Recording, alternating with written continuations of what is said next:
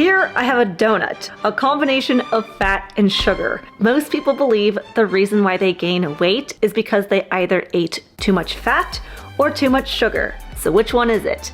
Well, I'd argue it's neither. I believe the biggest reason people gain weight is because they're deficient in protein.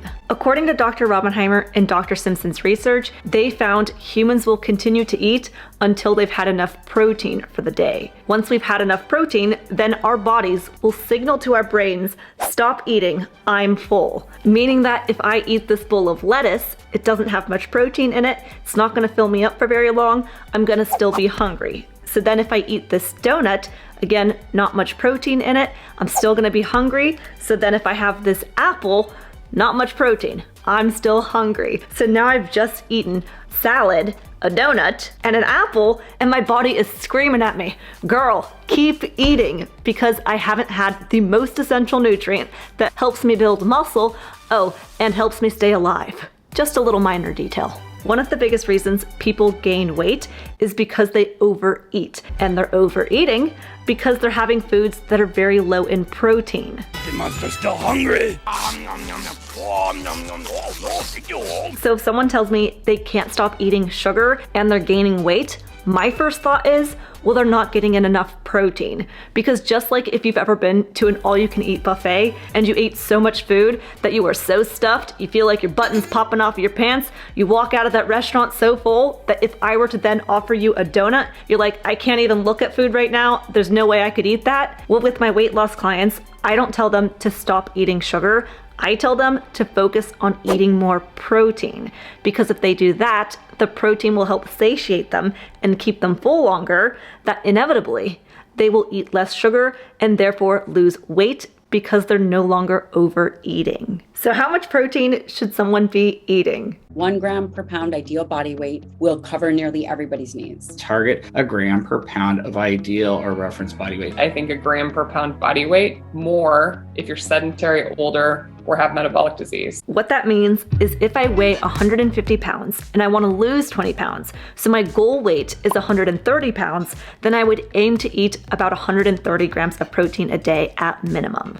Or if I weigh 150 pounds and I want to gain 10 pounds, then my ideal body weight is 160 pounds, I would aim to eat 160 grams of protein a day. Now I will say some people don't do well with that much protein in their diet and they feel a lot better with less protein, but for most people, a minimum 1 gram of protein per 1 pound ideal body weight is a good starting place. And again, it is a minimum. I'm 5 foot 2 inches tall, 115 pounds. I eat a minimum of 115 grams of protein, but most days I'm at around 150 grams of protein, or sometimes I'm upwards of 180 grams of protein a day. So the protein amount for the ideal body weight is a minimum. All right, what I want to do for the rest of this video is give you a week's worth of different meals, show different protein plates to create, and tricks to sneak in more protein into your life, because I know most people aren't getting in enough protein. According to the Journal of Nutrition, nearly 50% of adults don't get even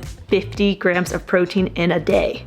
Not even 50, which again, I see that there's a huge percentage of people deficient in protein, and we have a huge percentage of the population who are obese. So let's give them more protein. Actually, there's a woman who lost 550 pounds eating only meat, and she tried all different kinds of diets from vegan, keto, Weight Watchers, juicing, but the only thing that helped suppress her sugar cravings was having lots of meat, having lots of protein.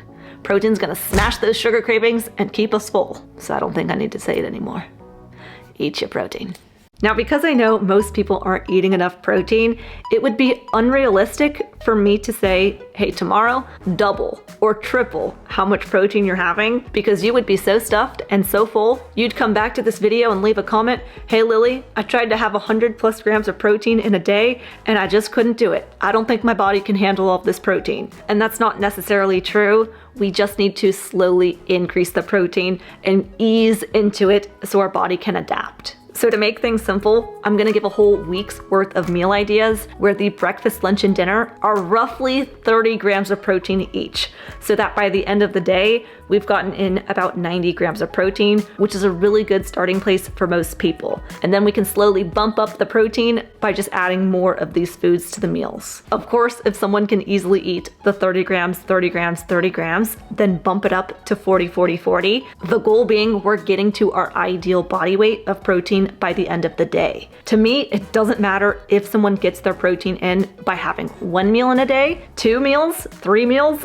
5 meals. I just want to get in all of the protein by the end of the day in whatever amount of meals it takes. And I'm often asked about snacks.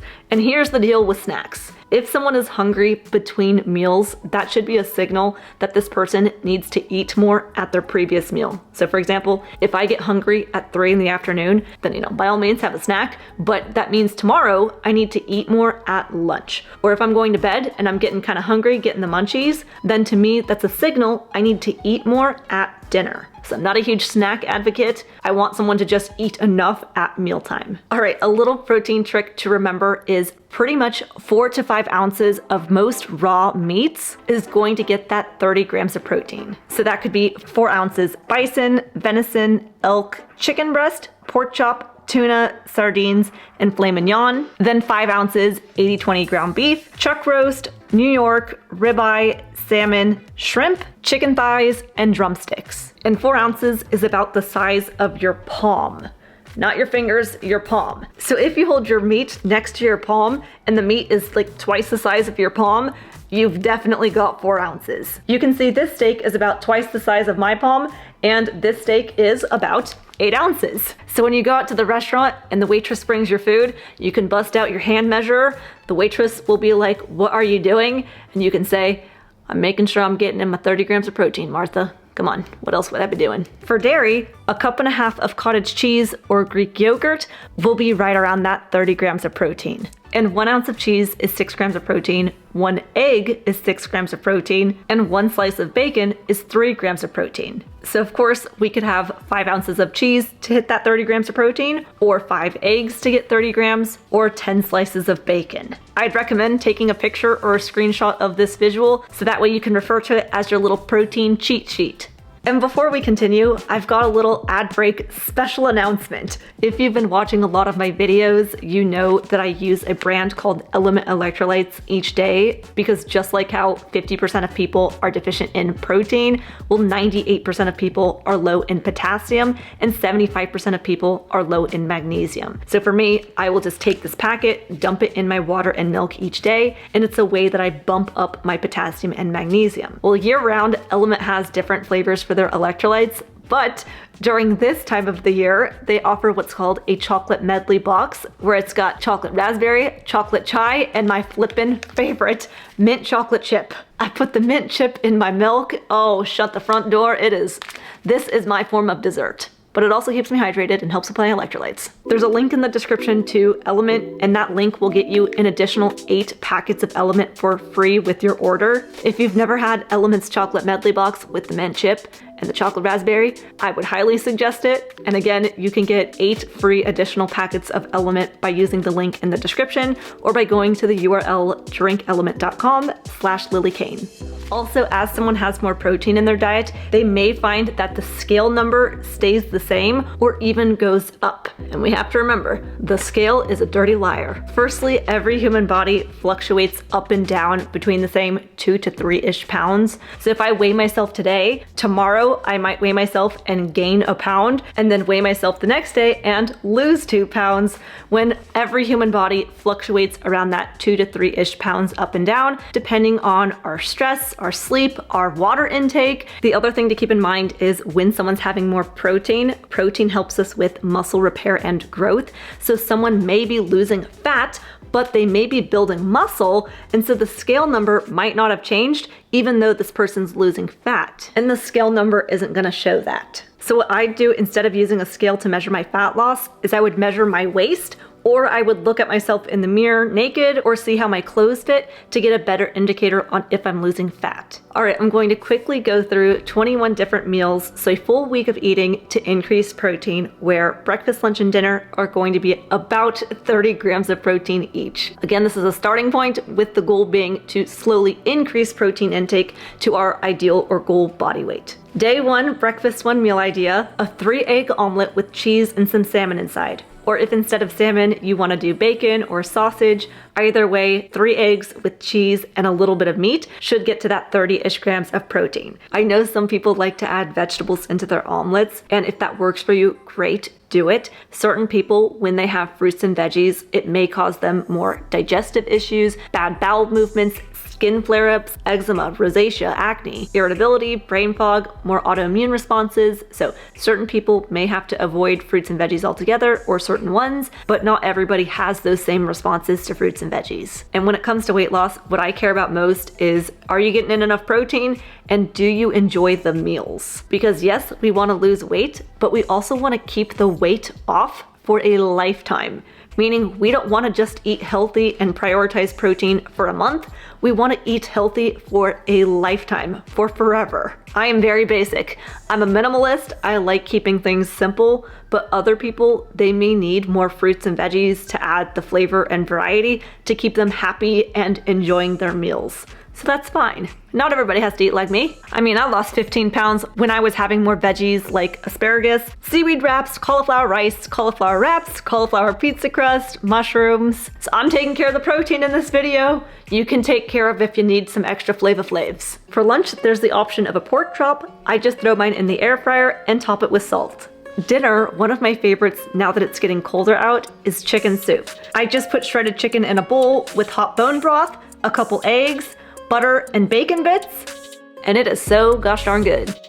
Another breakfast idea, 1.5 cups cottage cheese with a diced up apple and a dash of cinnamon. A lunch idea I saw online that I thought was pretty nifty was these, we're gonna call them cucumber sandwiches, where instead of bread, they used cucumbers and then they filled it with cheese and turkey. So that looks like a more light, refreshing kind of meal, because I know sometimes my meals to people, they look very heavy. So this is more of a light kind of option. Dinner could be a chicken thigh. If someone looks at my chicken thigh and they're like, that looks very bland and it could use some dipping sauce, then I recommend looking out for the Primal Kitchen brand, as it doesn't have any vegetable or seed oils in their condiments and salad dressings. To make a protein-packed breakfast sandwich, I mix 10 grams crushed pork rinds and an egg, put it in my little pancake maker to make a bun. Then I used beef, but chorizo or sausage would work nice for the patty, followed by an egg, bacon, and avocado.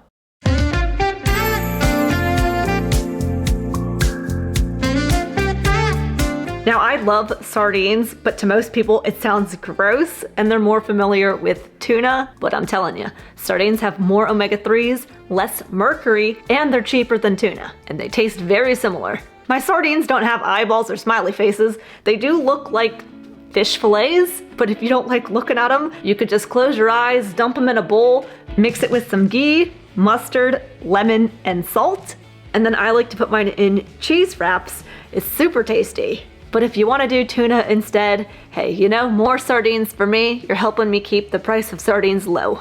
Thank you. The easiest meal of all time is ground beef. Now, some people tell me their ground beef comes out hard and bland. I would think that they're cooking their ground beef on too high of a heat. I cook my ground beef on medium to low heat. It does take a little bit longer to cook, but it preserves the juiciness and all the flavor. And if that doesn't do the trick, then maybe add some condiments or some seasonings. I could make ground beef taste different every day of the week. One day more garlicky, one day spicy, one day mustardy ground beef. The sky's the limit with ground beef. An easy breakfast, a protein shake, or if someone's a coffee drinker, they could just throw a scoop of protein powder in the coffee to add more bulk, or even put an egg inside the coffee. Now, I'm not a coffee drinker, so you may want to do more research on that one, but I've seen people take an egg, crack it raw into the cup, and the hot coffee kind of cooks the egg without it becoming a scrambled egg, but also where you're not drinking a raw egg. It's kind of like it adds just more thickness to your coffee. Supposedly. This one's for my family. They keep asking me how to have more protein in their diet, but they also love salads. So, if you want to have your lettuce, then add 4 ounces of any kind of meat, chicken, tuna, beef, or add hard-boiled eggs, bacon crumbles, cheese. We just gotta add the protein to the lettuce. And again, with the salad dressings, I would go towards those Primal Kitchen dressings that don't have the highly inflammatory vegetable and seed oils, because then that just takes this whole salad down a notch, Also, with vegetable and seed oils, when someone goes out to eat, oftentimes the restaurants are going to be cooking in vegetable and seed oils. And so, most people, they're not going to be able to avoid those oils 100% of the time, and that's okay. So I think the more products people can buy without vegetables and seed oils in the house, the better. Last night for dinner, we made a whole chicken. We just put it in our crock pot on high heat for 1 hour and then low heat for 6 hours. And now we're going to be able to have chicken for the next few days. And then this morning for breakfast, I made an egg scramble, 2 eggs with a bit of chorizo, cheese. I topped mine with Frank's Red Hot as well. Lunch could be a 4-ounce steak of your choice. A dinner option could be 4 ounces of salmon. I like to add lots of butter to mine or olive oil on top. My husband likes to have green olives with his. A light and easy breakfast is having 1.5 cups of Greek yogurt with some berries. I've been really into warm meals lately, so the other day we had lamb stew meat in chicken bone broth, and it was so flavorful and warm, I loved it. We have a pork butt in the house right now, so we're gonna be making another crock pot meal with a pork butt soon. So another idea could be having 4 ounces of pork butt for a meal. And for the last day of eating, a breakfast could be a couple ounces of smoked salmon with bacon and over easy eggs. Lunch could include 4 ounces of venison meatballs with butter on top and maybe some sauerkraut. And dinner, 5 ounces of shrimp with your favorite choice of side.